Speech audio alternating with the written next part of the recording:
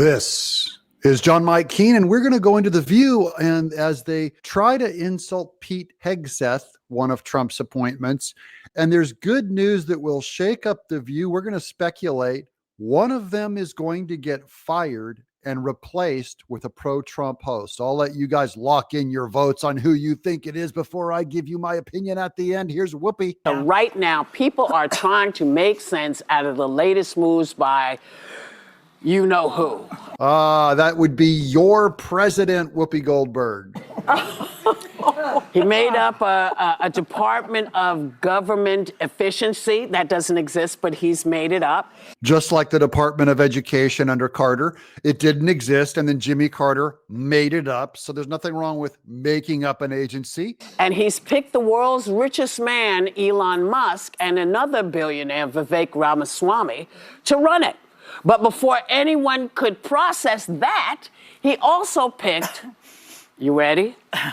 Co-host of Fox and Friends Weekend. And this is her snobby elitism coming out, ripping on Pete Hegseth as if only having a weekend show on Fox disqualifies him. It actually brings him more credibility that he's not a day-to-day host, but he's a special guest weekend host. But Whoopi Goldberg, oh, she's going to let him have it with her snobby elitism. Not even like regular weekend. Pete Hegseth? Hegseth? Yeah. Okay, Pete Hegseth. And he's picked him to be U.S. Secretary of Defense. Now, MAGA supporters and detractors are trying to figure out what? No, actually, overall, MAGA supporters are supportive of Pete Hegseth. He's twice decorated, served honorably. All these smooth brains, these non-creative types, they're just programmed to repeat themselves. And they keep thinking that if they pick the same kinds of people in the Department of Defense, that you're going to get changes. And that's not where change comes from. It doesn't come from repeating the same kind of picks that you've always done. Obviously, it's weird, and there's only one reason he's doing it, because he's on Fox News. Look, I was stunned when I saw it, but then it made all the sense in the world. It also helps that the guy you're looking at is central casting. This is an incredibly serious time in the world. It's an incredibly serious cabinet position, and I don't think Hegseth is a serious person and a serious pick. Well, I do think Trump should be allowed to have his appointment, regardless of what you think of Hegseth. And that goes the same thing for people that are ripping on appointments like Marco Rubio or Kristi Noem. You know, I don't care for Kristi Noem, but you know what? Trump's got a mandate. You got to give him a chance. He may know something we don't know. He has a mandate. Now, if you're wondering about the impact of this possible new Secretary of Defense, here's his take on women who serve their country. You don't like women in combat? No. Why not? I love women service members who contribute amazingly because everything about men and women serving together makes the situation more complicated, and complication in combat means casualties are worse. I just want to clarify this because they're going to rip on him for this. He does not want women in combat because it makes casualties worse. That's a known fact, by the way, that casualties are worse. It's also things like women in combat, men will try to rescue them, take greater risks. Both sides end up having worse casualties. And that's the only thing Pete Hegseth has against women in combat. Just to be clear, it's because he doesn't want as many women to die.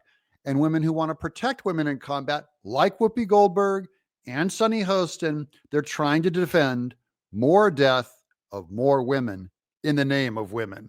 But that is not what's happened. Yeah. What has happened is the standards have lowered.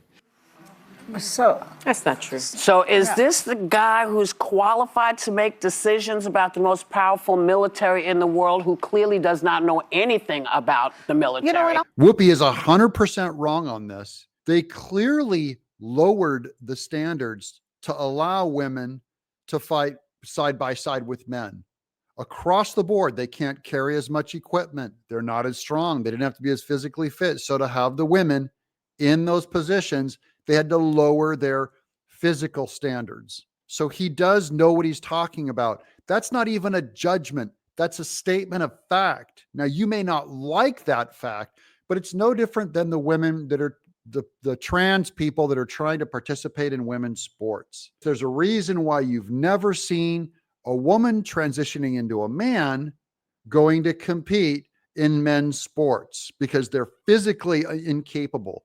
I'm like, if I were to play Andy Murray, I would lose 6-0, 6-0 in 5 to 6 minutes, maybe 10 minutes, because no, it's true. It's true. It's a completely, it's a completely different sport. The men are a lot faster, and they serve harder, they hit hard. It's just a different game, and I love to play women's tennis, and I only want to play girls because I don't want to be embarrassed. I would not do the tour.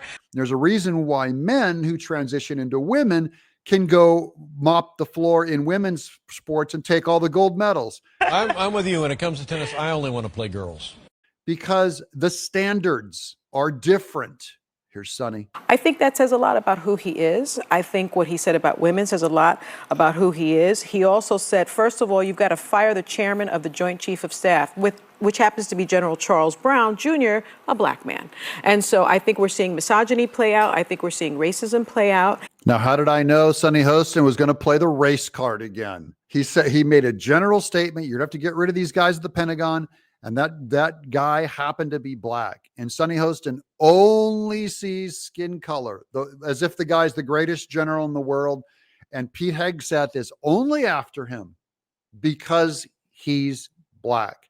That is repulsive, ridiculous, and why someone at The View is going to get fired. Now, let's get to it, guys. I'm over here at the New York Post with the best news ever. Look at this. ABC brass scrambled to bring in pro-Trump voices to The View and other shows. They're in panic mode. This is because Trump won the election by so much, and they realize they have only anti-Trump hosts that don't reflect their audience. ABC News brass are in panic mode as they hunt for conservative voices to balance the rabid anti-Trump rhetoric spewed by the hosts on The View, as The View is owned by Disney, remember.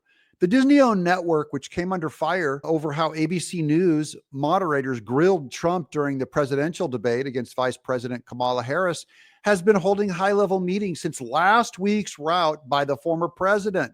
Sources close to the situation told the Post. So Trump won by so much that ABC is having big questions about their staffing on their shows. ABC News Group President Deborah O'Connell and her recent elevated boss of ABC News, Almin Karamemedovic, held the intense sit-downs with executive producers of the network's various shows and other senior editorial leaders, sources said.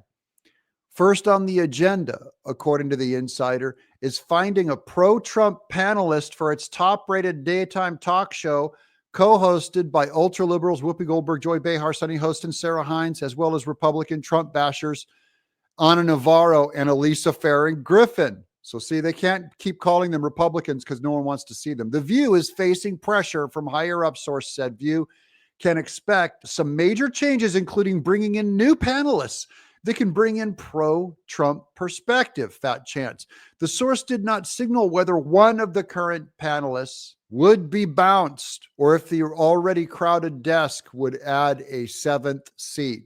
Now, I believe they're going to bounce someone. Guess who I think it's going to be? Lock in your votes.